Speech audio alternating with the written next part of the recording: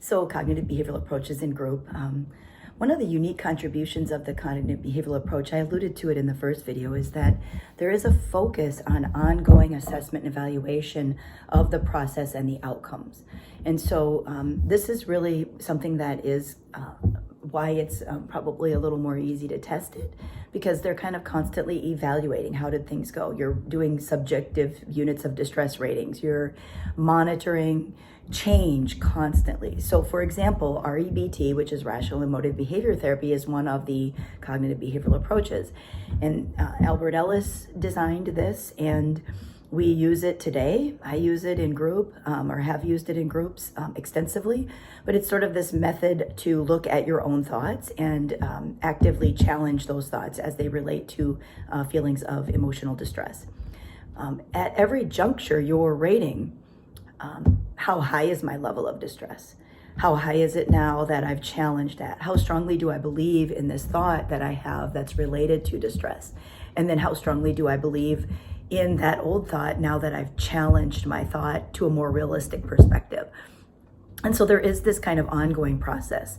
There's oftentimes checklists and rating scales and things that clients will be asked to take with them, where they're rating on a daily basis or even every hour or a few hours. Behavioral activation, as I mentioned before, is something where they're really monitoring their activity levels. And it's to really help enlighten how often or how frequent they're engaging in activities, because oftentimes these things are distorted.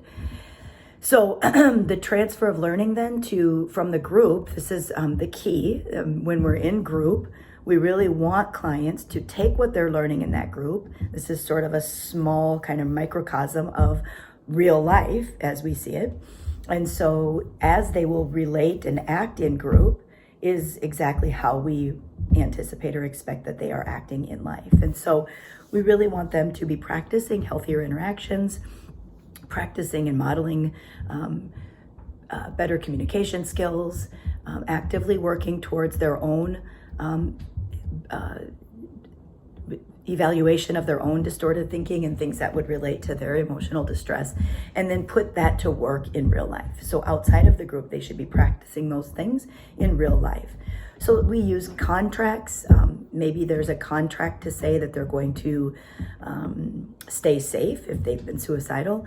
And so there's specific contracts related to that. I've used contracts with respect to places that they'll go or not go, or the way that they'll keep themselves and others safe with respect to recidivism and new crimes. We usually and often use specific homework assignments. Again, that's going to be very related to the things that they're struggling with. So if it's a depression group, it's going to be homework related to hopelessness and cognitive restructuring and kind of that all or nothing thinking and behavioral activation and things like that. There's going to be behavioral rehearsal, there's reinforcement systems, and also there's problem solving strategies. Oftentimes folks will come in and not have good problem solving skills. And so there's, in the cognitive behavioral approaches, there are very specific techniques to use in a systematic way to look at how to solve a problem, identifying the problem, going through to kind of look at observable and measurable methods to solve that problem. They want to practice these things in the group. So if they're developing a problem solving strategy, they may talk about it in the group with their peers, get feedback on it, use it in the group as it relates to any problem that might come up in the group, and then any setbacks. Where did things not work, and how do I then modify my plan because I can see that this is where it didn't go well, for example. The constructive feedback is very helpful. And again, there's a lot of modeling that takes place both with senior peers as well as with the leader in the group. Cognitive behavioral approaches are used in a variety of settings. I think it's been one of the most widely used probably techniques or theories, because I've seen it used in school settings, in treatment settings, in training for businesses, in developing engagement strategies and things like that. And so it can come in a lot of different forms.